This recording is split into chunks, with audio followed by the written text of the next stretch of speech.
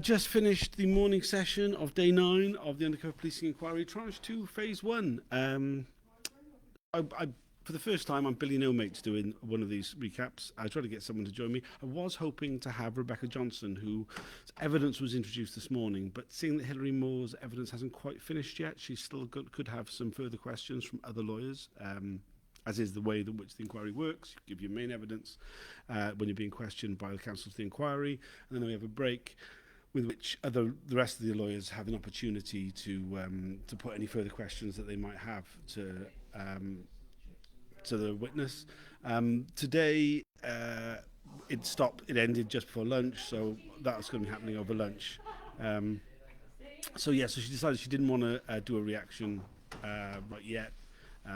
Possibly at the end of the day we'll have the reason I was very keen to get Rebecca Johnson on this broadcast is because we have heard her name so many times today.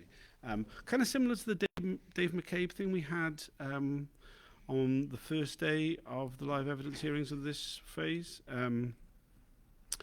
Essentially, Hilary Moore just kept saying, there's lots of questions she was being asked about Lambeth Women's for Peace and the Greenham Women's Peace Camp, that she was going, well, you should just ask Rebecca Johnson about this. She'd know much better than me. There's obviously a reason why Rebecca Johnson wasn't the one called to give evidence. Hopefully she'll be joining me on the later video that I do after the afternoon session when Jane Hickman will have given her evidence as well, and she can talk about that. So I'll leave that for now. So yes, most of today, after we'd had the evidence introduced that was Rebecca Johnson's written statement and so forth, and the various documents that she submitted to the inquiry for inclusion, we heard the questioning of Hilary Moore. Hilary Moore was a founder member of Lambeth Women for Peace and had been an attendee to the Greenham Women's Peace Camp. This looked at the years when HN33 was deployed. HN33, who used the cover name Lee Bolsner, was the only female officer during this tranche that we're aware of. Though Rebecca Johnson reminded me earlier on that when Geoffrey Craft gave his evidence at the end of tranche 1, he referred to 2 lady police officers, or 2 that they needed to recruit in order to get a handle on Greenham. So there's a question of was there a further female officer? We suggested there wasn't, but we don't really know. Like so many things with the inquiry, there's so much that is obscured and difficult to get a definite answer on. But so it only refers to the years 83 to 86, which was when HN33 was deployed into the group. We heard a lot about the activities of Lambeth Women for Peace, which is essentially started off as a support group for Greenham Women Peace Camp, but pretty early on kind of widened their remit to other issues. Hilary Moore herself was very involved in the anti-apartheid campaign, which was obviously very big at the time. And also, as a group, they got involved in various other things, most notably the support for a building of a school in Tigray in Ethiopia. People may remember the famine in Ethiopia in the 1980s, which was a massive issue.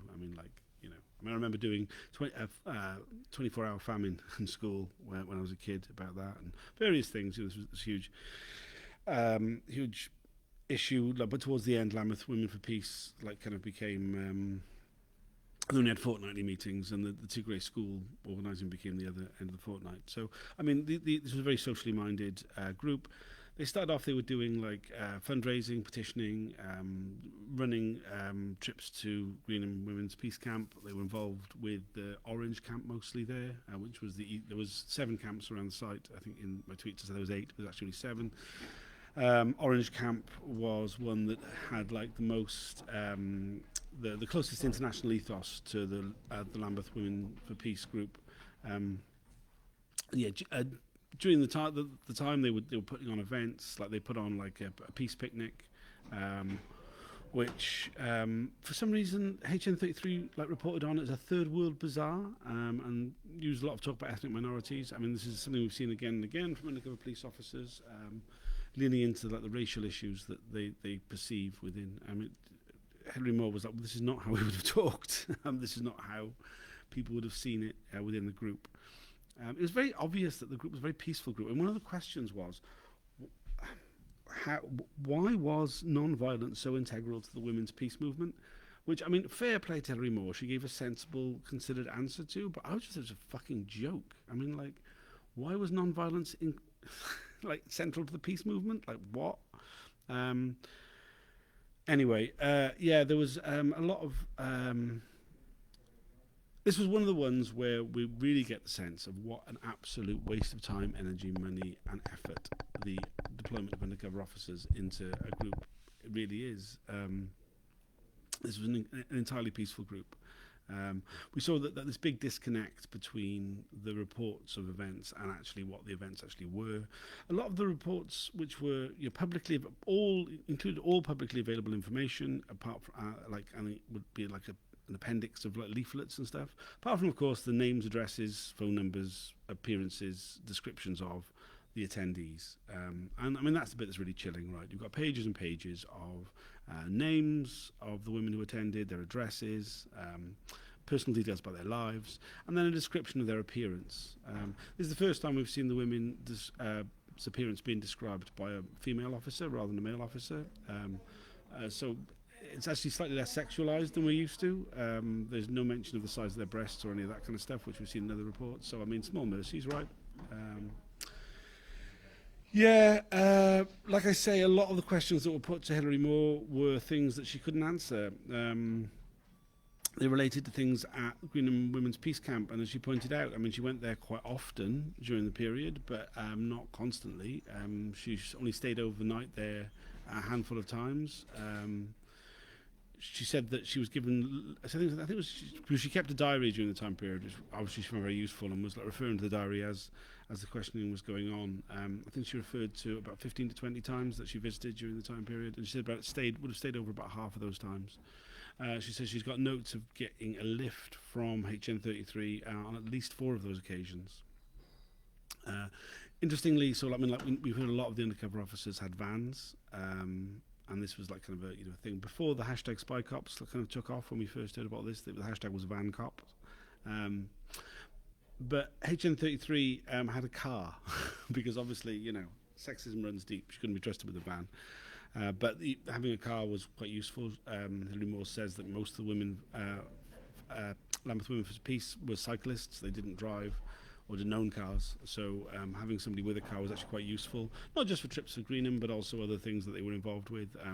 They would take part in Cruise Watch, where word would go out through phone trees that a missile had left Greenham Air Base, and they would take action with that. And when they take action, they would go leafleting. Maybe block the road for a very small period of time, but it was really about raising awareness about what was actually happening to the public rather than causing any form of disruption. I think Hilary Moore did really well.